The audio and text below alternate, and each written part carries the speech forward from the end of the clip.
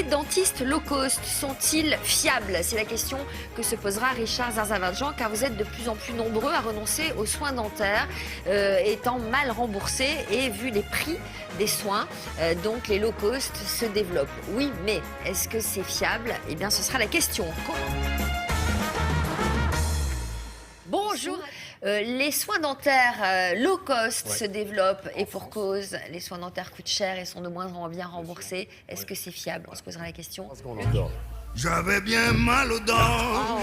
Oh là là. Je regarde Pierre. Sors de chez moi. Alors donc, les soins dentaires, très chers, on est de moins en moins bien remboursés. Donc il y a de plus en plus de soins low cost qui voient le jour. La question c'est, est-ce qu'on peut s'y fier ou pas?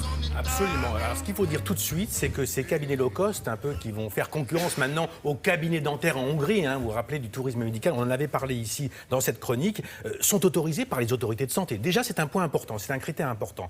Et ces cabinets low cost... S'ils sont autorisés, ça veut dire qu'il y a quand même des normes qui sont respectées. Exactement. C'est ce que je voulais vous dire d'emblée pour rassurer les gens, c'est que c'est sur l'ensemble du territoire autorisé par les autorités de santé. Et ce sont des cabinets qui vont avoir des niches. Des niches, c'est-à-dire qui vont s'intéresser aux implants, aux couronnes, tous ces soins que les gens ne peuvent pas payer lorsqu'ils ont des faibles revenus. Et c'est peut-être ça la solution. Alors la question, elle est centrale. Est-ce que ces dentistes qui exercent dans ces cabinets low cost sont fiables? Est-ce que les produits qu'on met en bouche sont de qualité? Moi, ce que je vous propose, c'est de répondre à cette question à travers un reportage. On est allé dans la métropole lilloise pour essayer de comprendre un peu ce qu'attendent les patients et qui sont ces dentistes qui travaillent dans ces centres dentaires low cost. Si vous avez choisi de partir en Hongrie pour financer vos soins dentaires à des prix attractifs, sachez qu'aujourd'hui, vous avez peut-être mieux à faire. Le low cost dentaire se développe aussi chez nous. C'est le cas ici, dans la métropole lilloise, où un centre accueille de plus en plus de patients attirés par la qualité, mais surtout par les tarifs des soins. J'avais des soins réguliers chez un dentiste, mais financièrement, je ne pouvais pas me permettre chez lui de faire ce que j'ai fait ici. Ici, on m'a mis 6 implants et ça m'a coûté 9 500 € que...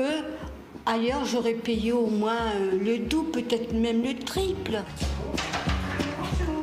On arrive à avoir des prix intéressants pour nos patients, simplement en mutualisant les achats, en achetant en gros. Si on en achète plus, on les paye moins cher. Et cette baisse de prix d'achat, on la répercute à nos patients. Une démarche commerciale contestée en bloc par les dentistes libéraux. Ce que nous reprochons à ces cabinets dentaires low cost, c'est de nous faire une concurrence déloyale en n'exécutant que les travaux rémunérateurs, la prothèse, l'implantologie, et en éliminant de leur exercice tous les actes qui ne rapportent rien, les soins dentaires d'urgence, les soins aux enfants, les soins ordinaires, ce qui leur fait forcément une rentabilité accrue par rapport aux cabinets libéraux. En fait, les grands gagnants, ce sont les patients. Ils ont accès à des soins spécialisés à des prix accessibles et c'est le cas pour Marie-Françoise. Je suis venue ici pour me faire poser 4 implants. Je l'aurais sans doute pas fait, mon mari voulait, mais moi je l'aurais pas fait. Serrez un petit peu s'il vous plaît. C'est la différence de prix du simple au double pour ces 4 implants et aussi la qualité des professionnels qui l'ont convaincu. Les implants qui sont posés dans ce centre de soins sont exactement les mêmes que ceux que je pose en exercice libéral. Posés de la même manière et avec la même sécurité pour le patient. Il n'y a aucune différence de qualité entre ce centre de soins et un cabinet d'exercice libéral. Très bien, dans 3 mois, nous prenons vos empreintes et 15 jours après, vous aurez vos couronnes sur vos implants. Voilà, rendez-vous dans 3 mois. Avec plaisir.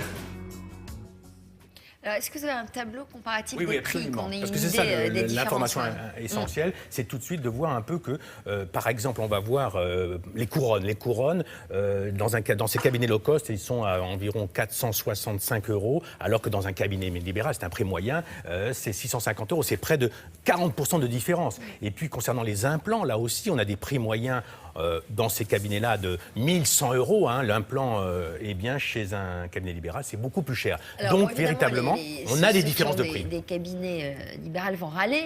Voilà, mais alors, déjà, c'est pour ça qu'est-ce qui explique ces différences de prix? Alors, sur quoi on gagne? Il y a deux choses. Premièrement, ils arrivent à mutualiser les achats, c'est-à-dire qu'en fin de compte, comme ils s'intéressent beaucoup aux implants, aux couronnes, ils vont grouper leurs achats, parce que là, on a une structure dans la région lilloise, mais il y en a un peu partout. D'ici la fin de l'année, il y aura 6 structures réparties sur le territoire de ces cabinets low cost. Donc, mutualisation des achats, et on s'intéresse surtout à ces implants, à ces couronnes. On ne va pas traiter...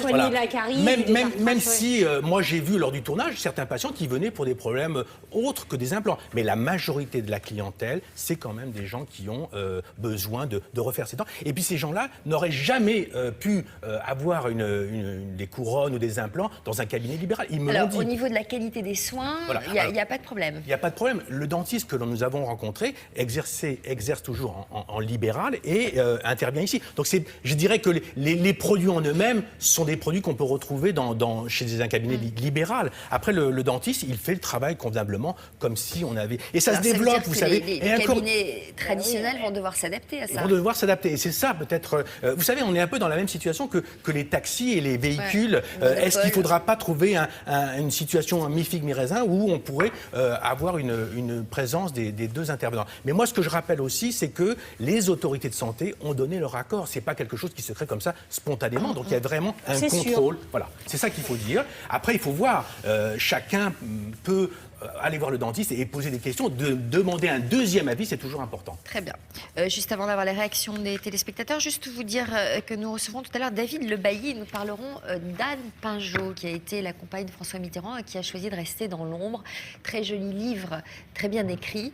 La captive de Mitterrand, on en parlera avec lui tout à l'heure. Alexandre, les réactions sur les soins dentaires. Quand je lis, Richard, les réactions sur l'Holocauste, évidemment, Teresa, que je vais citer, qui va se faire le porte-parole de toutes ces téléspectatrices, dit on aimerait bien tous aller voir, parce que c'est vrai que c'est cher, le dentiste, c'est pas bien remboursé, mais elles disent toutes la même chose. Est-ce qu'on peut avoir confiance sur les couronnes, les briques, les implants, etc. C'est un problème de confiance. J'ai une petite... Oui, Richard? Non, mais de manière générale, toujours un deuxième avis, hein, quel que soit le traitement et le médecin que vous rencontrez. Et puis, regardez juste cette photo qui m'est arrivée.